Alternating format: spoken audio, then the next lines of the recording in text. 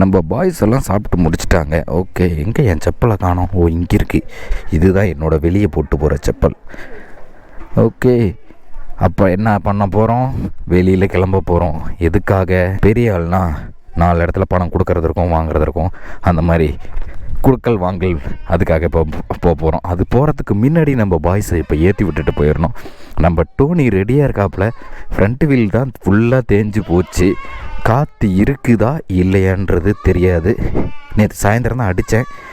Okay, காற்று இருக்குது. பணத்தை இதில் வச்சுட்டு நம்ம பாய்ஸை மேலே ஏற்றி விடுவோம். ஃபஸ்ட்டு டேங்க் கவர் ஈரமாக்கிது. இல்லை என்னடா மேலே போகிறதுக்கு ரெடியா? என்ன வாய்க்குள்ளேயே முணுமுணுக்கிறீங்க? வாடா டேய், பா டேய். நீங்கள் ஒட்ட என்னைக்கு சின்ன குட்டி தானே வரணும், நீங்கள் பெரிய ஆள் வர. வாங்கடா பாய்ஸ். ஏய், போங்க பாய்ஸ், எல்லோரும் சீக்கிரம் போங்க. எனக்கு ஒர்க் இருக்குது. ஃபோன் வர வருது. ஹலோ, வணக்கங்கண்ணா. அண்ணா சொல்லுங்கண்ணா. ஓகேங்கண்ணா. குட்டி, நீ உள்ளே போகிறதுன்னு தெரியுது இல்லை? நீ உள்ளே போ, இங்கே நிற்காத, உள்ளே போ. நீ உள்ளே தானே. இங்கே இன்னொருத்தன் நம்ம பாய்ஸை ஏற்றி விட்றதுக்குள்ளே நமக்கு ஒரு கால் வந்து ஒரு ஆர்டர் வந்துருச்சு. டேய் ராமு, எப்படா இருக்க? ராமு டேய், இங்கே வர்றா, ஜாலியாக விளையாண்டுறா. எங்கடா இன்னொருத்தன்? அவனையும் உள்ளே விட்டுட்டு போயிடுறானே நான். ஒருத்தன் எங்கே உளுதாபார் இங்கே இருக்கிறான். டே அடையாளம், நீயும் கரெக்டாக பம்பிக்கிட்டே தான் நிற்கிற. உள்ளே போக வேண்டியதானே. போ பாரு, உள்ளே திறந்து விட்டேன். உள்ளே ஓடு. அவங்க 2 பேர்த்து மம்மியும் பார்த்தீங்கன்னா உள்ளே தான் இருக்காங்க. அதனால் நம்ம உள்ளே விட்டாச்சு. ஓகே, மற்ற பாய்ஸ் எல்லாம் ஓகே, எல்லாம் அங்கே இடத்துல கரெக்டாக சாப்பிட்டுட்டு இருக்காங்க. நம்ம முனி பாய்ஸை மேலே ஏற்றி விட்ருவோம். போடா ஓடு கருவச்சே, ஓடு. ஏய் கருவாச்சி, எங்கடி இங்கே போய் எட்டி பார்க்குற? உங்கள் வீட்டுக்கு போடி. இப்போ நம்ம பாய்ஸ் எல்லாம் மேலே ஏற்றி விட்டு மேலே வந்து நல்லா அரைச்சி கொட்டின தீனிகளை திங்க ஆரம்பிச்சிட்டாங்க. இதுக்கு மேலே நம்ம டோனி எடுத்துகிட்டு நம்ம கிளம்பலாம். சரி போய்ட்றேன், ஆத்தூர் விதை வாங்கிட்டுறேன். அடுத்தது நம்ம போயிட்டு வந்துட்டு தான் அங்கே இருக்க வெட்டி வச்சுருக்க சூப்பர் நேப்பியர் என்ன பண்ணணும்னா, எடுத்துக்கொண்டு போய் ஒருத்தருக்கு கடையில் டெலிவரி கொடுக்கணும். அங்கேருந்து தஞ்சாவூர் போகுது. நம்ம ஊர் தானே தலைவாசல்னால் வந்துட்டு காய்கறி ஏற்றுமதியிலேயே 2வது இடம். ஃபுல்லாக இங்கேருந்து தான் காய்கறி ஃபுல்லாக ஏற்றுமதி பண்ணுவாங்க. ஒட்டஞ்சத்திரத்துக்கு அடுத்தது காய்கறி அதிகமாக வந்து ஏற்றுமதி பண்ணுறது நம்ம இடம் தான் தலைவாசல். இங்கேருந்து பார்த்திங்கன்னா டெய்லி எல்லா ஊருக்குமே லோடு போவோம். அந்த மாதிரி தஞ்சாவூருக்கு போகிற லோடில் நம்ம ப்ரோ வந்துட்டு கொடுத்து விட சொல்லியிருக்காப்புல. அதனால் நாம் இப்போ என்ன பண்ணணும்னா, நாம் போய் நம்ம வரவு செலவு வேலையை முடிச்சுட்டு அதை கொண்டு போய் கொடுத்தாகணும். நம்ம காட்டுக்கு உரம் போட அண்ணன் உரம் எடுத்துக்கிட்டு போயிட்டுருக்காரு. இந்த பாலத்தை கட்டுங்கயான்னா இன்றைக்கி வருது நாளைக்கு வருதுன்றாங்க. என்றைக்கு தான் கட்டி தொலைவாங்கன்னு தெரில. என்னையா பண்ணுறாங்க? இதில் எவ்வளோ பஸ்ஸு, எவ்வளோ லாரி, எவ்வளோ டிரான்ஸ்போர்ட், இதில் எவ்வளோ லட்சக்கணக்கில் டிரான்ஸ்போர்ட் நடக்கிற வெஹிக்கிள்ஸ் எல்லாம் இதில் தான் போகுது. ஆனால் இதை வந்துட்டு போட மாட்டேங்கிறாங்க. ஒரு ரோட்டை டென்ஷன் பண்ணுறாங்க. இங்கே பாருங்கள், இங்கேருந்து இது வரைக்கும், இதுக்கு மேலே தார் ரோடு. அந்த ஆற்றுல தண்ணி போச்சுன்னா ஸ்கூல் பஸ்ஸு எல்லாமே அதில் இறங்கி தான் போகுது. ஆனால் ஒருத்தர் கூட யோசித்து கூட பார்க்க மாட்டுறாங்க. அவங்களுக்கு வேலை நடந்தால் போதுன்னு சுற்றிக்கிட்டு இருக்காங்க. எப்படியோ ஒரு 2 நாளாக பார்த்திங்கன்னா செம மழை நம்ம ஊரில். நேற்று நைட்டும் பார்த்திங்கன்னா நல்ல மழை. அதுக்கு முந்தின நாள் நைட்டும் நல்ல மழை. பகல் டைம்லலாம் சும்மா வெந்து தண்ணிது காடு. ஏதோ ஒரு இதுன்னு சொல்லுவாங்களே ஒரு டைலாக், அந்த மாதிரி பகல்லலாம் வெந்து தள்ளுது. ஆனால் நைட்டு நல்லா மழை பெஞ்சிருது. பரவாயில்ல. ஆனால் மழை ரொம்ப நேரமாக பெய்யறதில்ல. முந்தா நேற்று கூட அப்படியே லைட்டாக ஆரம்பித்து அப்படியே தூரல் விழுந்துக்கிட்டே இருந்தது விடிகாலையில் வரைக்கும். ஆனால் நேற்று மழை ஆரம்பிக்கும் போது பட்டுன்னு ஒரு அரை மணி நேரத்தில் பார்த்திங்கன்னா செம்ம மழை கொட்டிட்டு கிளம்பிடுது. அந்த மாதிரினா பர்ஃபெக்டாக என்ன ஆகும்னா, அப்படி பெஞ்சதுன்னா டக்குன்னு தண்ணி வரும், அப்படியே எல்லாம் தண்ணி கிளம்பி ஓடிடும். ஆனால் அப்படி பெய்யக்கூடாது. அப்படியே கொஞ்சம் நின்று பெஞ்சதுன்னா நல்லாயிருக்கும். எங்கே நின்று பெய்யுது? எல்லோரும் ஓடுற வேகத்துக்கு எல்லாமே ஓடிக்கிட்டே தான் இருக்குது.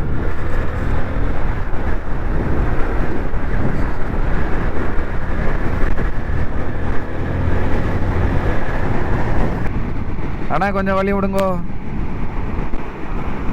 இது என்ன பாயா?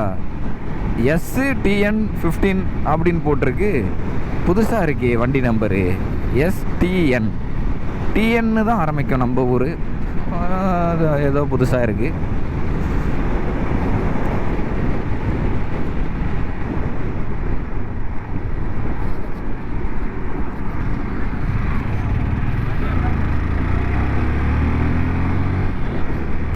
நாம் இப்போ ஆத்தூருக்குள்ளே தான் போய்கிட்டு இருக்கோம். ஆத்தூர் இது எங்கே இருக்குதுன்னு பார்த்தீங்கன்னா சேலம் டிஸ்ட்ரிக் ஆத்தூர். அங்கே தான் நான் இருக்கேன்.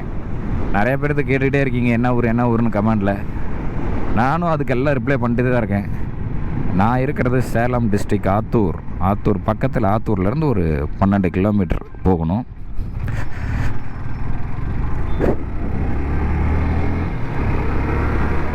வானவில் இந்த பஸ்ஸெல்லாம் ஆதி காலத்துலேருந்து ஓடுதுங்க. ரொம்ப காலமாக நான் சின்ன பையன்லேருந்து பார்த்துக்கிட்டு இருக்கேன்.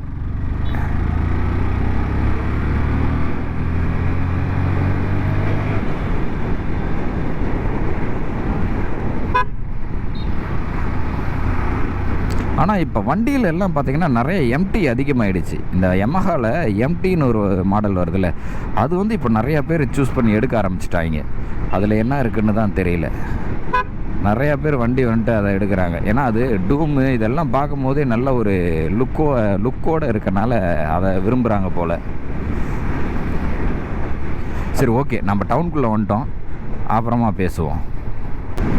ஒரு வழியாக இப்போ பார்த்திங்கன்னா ஆத்தூர் டவுனுக்குள்ளே போய் நம்ம வரவு செலவு இதெல்லாம் முடிச்சுட்டு, இங்கே பாருங்க, இங்கே ஒரு சாக்கு, நம்ம வண்டி முன்னாடி ஒரு சாக்கு வச்சு எடுத்துகிட்டு வந்துட்டுருக்கேன். ஏன்னா இப்போ நம்ம வந்துட்டு நம்ம ஆட்டுக்கு தீனி போடுற தொட்டி வந்துட்டு ஃபுல்லாக ரெடி பண்ணி சவுத் இந்தியா ஃபுல்லாக அனுப்பிட்டுருக்கோம். அந்த மாதிரி பண்ணிகிட்டு இருக்கும்போது நமக்கு நிறைய இடத்துல மெட்டீரியல் பர்ச்சேஸ் பண்ண வேண்டியது இருக்கும், எல்லா இதுவும் பண்ணுறது இருக்கும். அதுக்காக வேண்டி தான் இப்போ பார்த்திங்கன்னா நம்ம போய் நம்ம பர்ச்சேஸ் பண்ணதுக்கு கிரெடிட்ஸ் வச்சுட்டு வந்து பர்ச்சேஸ் பண்ணிக்குவோம். அப்புறம் நம்ம டோட்டலாக அமௌண்ட் கொடுப்போம். அப்படி தான் நம்ம பார்த்திங்கன்னா டீலிங் வச்சுப்போம். நம்ம பார்த்திங்கன்னா அடுத்தது சீட்ஸும் கொடுத்துக்கிட்டு இருக்கோம்.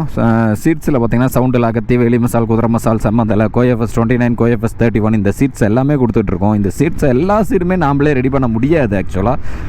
அது ஒவ்வொருத்தங்க ஒவ்வொரு இதாக ரெடி பண்ணுவாங்க. அவங்கக்கிட்டேருந்து நாம் பர்ச்சேஸ் பண்ணிக்குவோம். அவங்க தெளிவாக ரெடி பண்ணுவாங்க. அதுதான் மெயின் நமக்கு தேவை.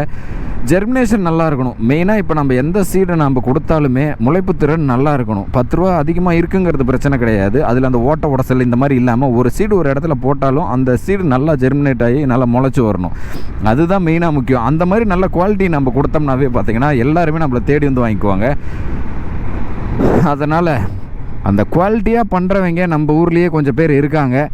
எல்லாம் இப்போ என்ன சொல்கிறது, நம்ம தமிழ்நாட்டில் ஓவராலாக ஒவ்வொரு சீடு ஒவ்வொரு இடத்துல ரெடி ஆகும். இப்போ மரவள்ளி கிழங்கு, இப்போ நம்ம இடத்துலலாம் பார்த்திங்கன்னா மஞ்சள் வந்து ஈரோடு மஞ்சள்ங்கிற ஃபேமஸ் இருக்க மாதிரி, இப்போ இந்த சவுண்டில் அகத்தி அந்த மாதிரி சீட்ஸ் எல்லாமே வந்து விவசாயிங்க கல்டிவேட் பண்ணி அதை வந்துட்டு கொடுப்பாங்க.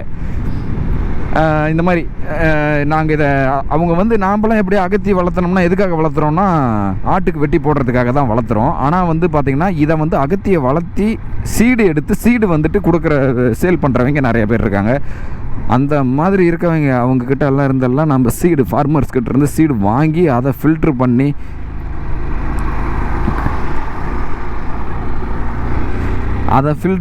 நம்ம பார்த்திங்கன்னா தெளிவான நல்ல ஜெர்மினேஷன் உள்ள சீடாக இருக்கிறத ஃபில்ட்ரு பண்ணி எடுத்து அதை சீடு இன்ஸ்பெக்ஷனுக்கு சீட் டெஸ்ட் கொடுத்து அதை சீட் டெஸ்ட் பண்ணி அதுக்கப்புறம் அது இவ்வளோ நாள் வேலிடிட்டி இருக்குங்கிற இது வரைக்கும் பார்த்து நம்ம அதை தெளிவாக பண்ணிக்கிட்டு இருக்கோம். அதனால தான் இது வரைக்கும் நம்ம கிட்டத்தட்ட பார்த்திங்கன்னா ஒரு 2 வருஷமாக சீடு சப்ளை பண்ணிருக்கோம். ஒரு இடத்துல கூட நம்ம சீடை பற்றின ஃபால்ட் வந்ததே கிடையாது. இந்த இது முளைக்காமல் போயிடுச்சு அப்படின்னு அந்த மாதிரி எதுவுமே கிடையாமல் நீட்டாக பண்ணிக்கிட்டு இருக்கோம்.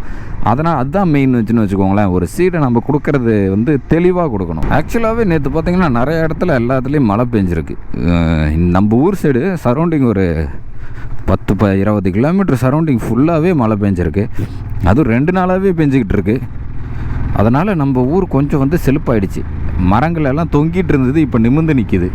இந்த குச்சிக்காடெல்லாம் பார்த்திங்கன்னா தண்ணி இல்லாமல் காஞ்சி இலைகள் எல்லாம் தொங்கிட்டு கிடந்ததெல்லாம் இப்போ நிமிர்ந்துருச்சுங்க. ஏன்னா இப்போ தண்ணி வர ஆரம்பிச்சிருச்சுல்ல, தண்ணி வந்துட்டு அதுங்க வேருக்கு கிடைச்சிருச்சுல்ல, அப்படிங்கிறப்ப அதுங்க எல்லாமே ஜாலியாக இருக்குங்க. ஃபுல்லாக நம்ம இப்போ சைடு ஃபுல்லாகவே பார்த்திங்கன்னா மரவள்ளி கிழங்கு தான், மரவள்ளி கிழங்கு சாகுபடி தான் அதிகமாக இருக்கும். ஏன்னா இங்கே நம்ம சேலம் ஆத்தூர் தான் பார்த்திங்கன்னா ஜவ்வரிசி ஃபேக்ட்ரியே நம்ம இடம் தான். இங்கே தான் ஃபுல்லாக ஜவ்வரிசி ரெடி ஆகி எங்கே மரவள்ளி கிழங்கை வந்துட்டு நீங்கள் சாகுபடி பண்ணினாலும் அது வந்து கடைசியாக அறுவடை பண்ணி நம்ம இடத்துக்கு தான் வந்தாகணும். ஏன்னா இங்கே தான் மில் அதிகம் இருக்குது. அதனால தான் இங்கே வந்துட்டு டிச்சு தண்ணி நிறையா ஓடுது. எல்லாம் அரைச்சி டிச்சு தண்ணியாக விட்டு தள்ளுறாங்க.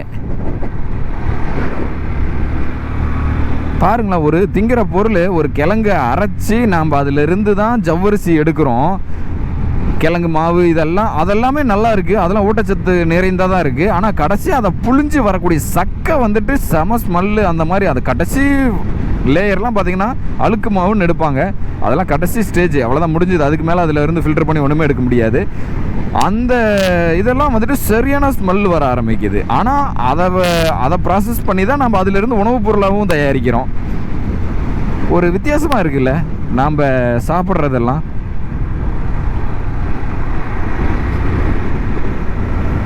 ஆனால் எல்லா பக்கமும் வீடு கட்ட ஆரம்பிச்சிட்டாங்கப்பா. எல்லாம் வீடு நல்லா பயங்கரமாக கட்ட ஆரம்பிக்கிறாங்க. எல்லாம் சின்ன சின்ன நார்மல் சின்ன வீடாக இருந்துட்டு ஓரளவுக்கு ஒரு பெரிய வீடு கட்டி அப்படி அப்டேட்லாம் ஆகிறதில்ல. ஒரேடியாக ஸ்வங்கின்னு போகிற மாதிரி அப்படி போயிடுறாங்க. பரவாயில்ல, நல்லது தான். ஏன்னா நாம் கொஞ்சம் எல்லாம் கம்ஃபர்டபுளாக இருந்தால் தான் அடுத்தடுத்து ஒர்க் பண்ணுறதுக்கு கரெக்டாக இருக்கும். ஏன்னா நம்மளை சுற்றி அவ்வளோ வேகமாக உலகம் வளர்ந்துக்கிட்டு போயிட்டே இருக்குது. ஒவ்வொருத்தர்லாம் பாருங்கள், என்ன சொல்கிறது, அவர்லாம் 5000 கோடிக்கு கல்யாணம் பண்ணியிருக்காரு ஒருத்தர். நாம் நினச்சா கூட முடியாதுல்ல, அதெல்லாம் வாய்ப்பே கிடையாது.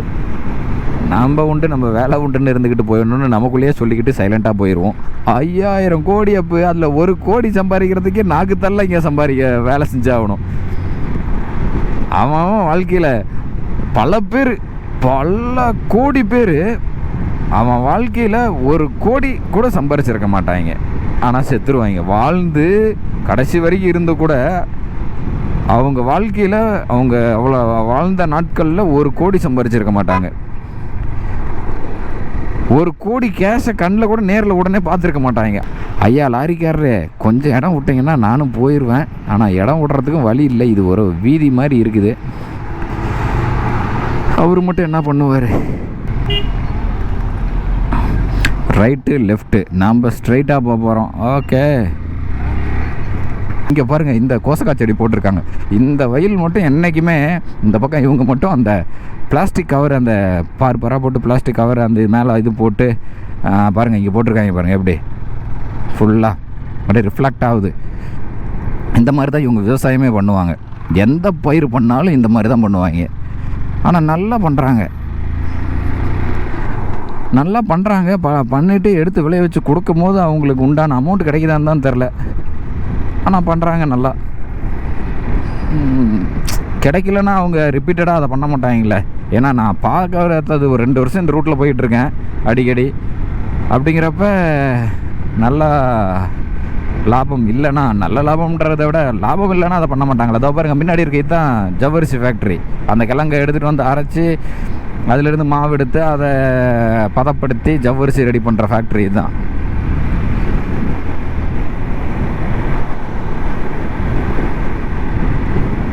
நம்ம பாய்ஸ் எல்லாம் பார்த்தீங்கன்னா ஓரத்தில் மேயாமல் நைட்டு மலைக்கு அதுக்கும் கொஞ்சம் குளூரில் இப்போ ரோட்டில் படுத்து உருண்டுகிட்டு இருக்காங்க. எல்லா பக்கமும் பாருங்கள், 2 சைடும் நம்ம பாய்ஸ் மேய்ச்சிக்கிட்டு இருக்காங்க. எல்லாம் நாட்டு பாய்ஸ், நாட்டு கட்டைங்க. இதோ இங்கே ஒருத்தங்க, இங்கே ஒரு கேங் இருக்காங்க. நம்ம ஊருக்கு போகிற வழியில் சைடில் ஃபுல்லாக பார்த்திங்கன்னா இவங்க தான் இருப்பாங்க. நம்ம ஊருக்கு வந்தீங்கன்னாவே வெல்கம் பண்ணுறதே நம்ம பாய்ஸ் தான் ஃபஸ்ட்டு எடுத்த உடனே.